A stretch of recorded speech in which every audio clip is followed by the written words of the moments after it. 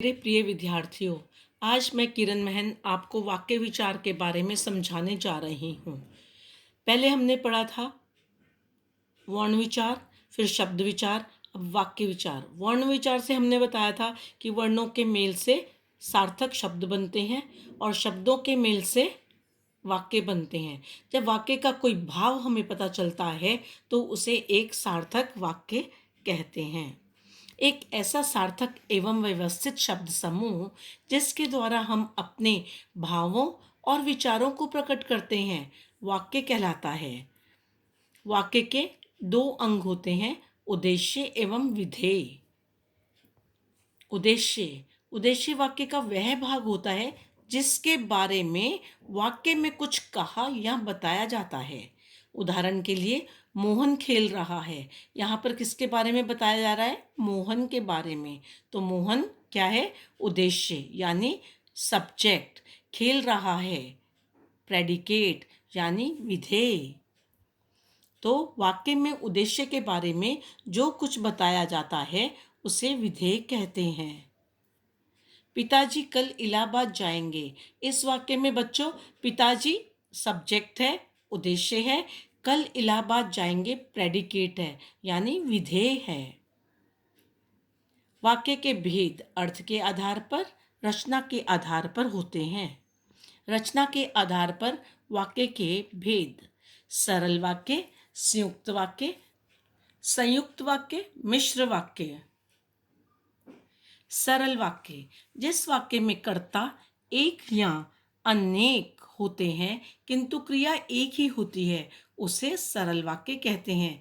जैसे बच्चे खेल खेलते हैं, यहाँ पर क्रिया एक ही है, खेलते हैं। संयुक्त वाक्य: जिस वाक्य में समान स्तर के दो उपवाक्य समुच्चय बोधक शब्दों से जुड़े होते हैं उसे संयुक्त वाक्य कहते हैं। जैसे श्रीधर ढोलक बजा रहा है और राजधर नाच रहा है। तो यहाँ पर समुच्चय बोधक शब्द क्या है? और से ये दो वाक्य जुड़े हुए हैं। मिश्र वाक्य: जिस वाक्य में एक प्रधान उपवाक्य होता है तथा दूसरा आश्रित उपवाक्य होता है और वे दोनों समुच्चय बोधक शब्द से जुड़े होते हैं उसे मिश्र वाक्य कहते हैं। मेरे पास एक कार है जो रिमोट से चलती है। यहाँ पर जो पहला वाक्य का भाग है वह मुख्य भाग है। मेरे पास एक कार है, यह अपने में पूर्ण वाक्य है, पर एक प्रधान उपवाक्य है जो अगले वाक्य के साथ जुड़कर क्या बन जाती है? रिमोट से चलती है। कौन?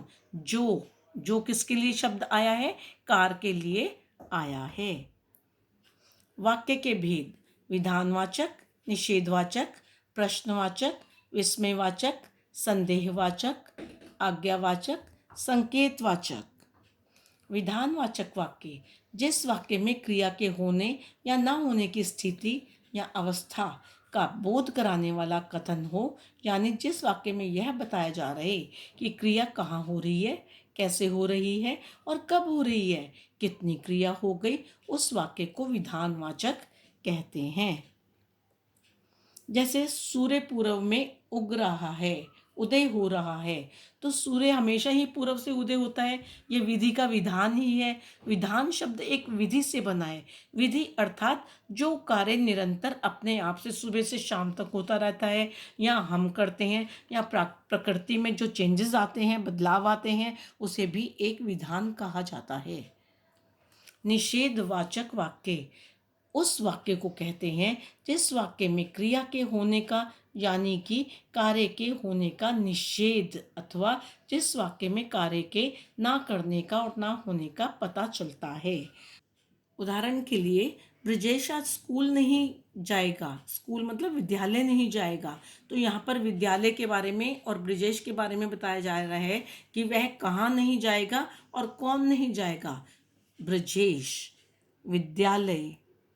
प्रश्नवाचक वाक्य जिस वाक्य में प्रश्न पूछने का एहसास होता है अथवा जिस वाक्य से यह पता चलता है कि किसी से कोई प्रश्न पूछ रहा है उसे प्रश्नवाचक कहते हैं। मामा जी कब आएंगे? तुम रोटी क्यों खा रहे हो? इत्यादि जैसे प्रश्न हमारे सामने उठते हैं और इनके पीछे प्रश्नवाचक चिन्ह लगता है। संदेहवाचक वाक्य, शायद इस वर्ष सर्दी लंबी पड़ेगी। तो एक एहसास होता है मानो बहुत गर्मी पड़ जाती है और उसके बाद आपको खुद महसूस होता है, एज्यूम होता है कि शायद इस बार सर्दी ज़्यादा पड़ेगी, और कुछ मौसम के हालात को देखते हुए हम उसे अनुमान कर लेते हैं। जिस वाक्य में कार्य के होने में संदेह प्रकट होता है उसे संदेहवाचक वाक्य कहते हैं। आज्ञावाचक वाक्य, जिस वाक्य में आज्ञा, अनुमति, प्रार्थना, आदेश, निवेदन आदि का भाव प्रकट होता है उसे आज्ञावाचक वाक्य कहते हैं। अंदर कमरे में बैठकर पढ़ाई कीजिए, तो ये कहने का अभिप्राय है कि एक ऑर्डर दिया जा रहा है, आज्ञा दी जा रही है कि जो भी कार्य करना है अंदर बैठकर करिए। संकेतवाचक वाक्य, जिस वाक्य में किसी शर्त के आधार पर किसी कार्य के होने का ज्ञान हो अथवा जिस वाक्य से यह पता चले कि कार्य होने के पीछे कोई शर्त है उसे संकेतवाचक कहते हैं। यदि मैं अमीर होता तो मैं एक कार खरीद लेता, तो इसमें संकेत क्या है? यदि यदि ऐसा होता तो मैं वैसा कर लेता। यदि माँ कहेंगी तो मैं घूमने जाऊंगा। यहाँ संकेत कौन दे रहा है? माँ कहेंगी तो। यहाँ पर संकेत मिल रहा है कि माँ के कहने का, तभी मैं घूमने जाऊंगा। इच्छावाचक वाक्य, जिस वाक्य में इच्छा या कामना का भाव प्रकट हो उसे इच्छावाचक वाक्य कहते हैं बच्चों। इच्छा क्या है? चलिए बगीचे में बैठें। आप अपने माता पिता से कहते हैं चलो घूमने चलें, तो ये आपकी इच्छा होती है जो आप अपने माता पिता से जाहिर करते हो। विस्मयवाचक वाक्य, वाह कितने सुंदर फूल हैं। तो जब हम हैरानगी प्रकट करते हैं या आश्चर्य होता है उसे विस्मयवादी कहते हैं। धन्यवाद।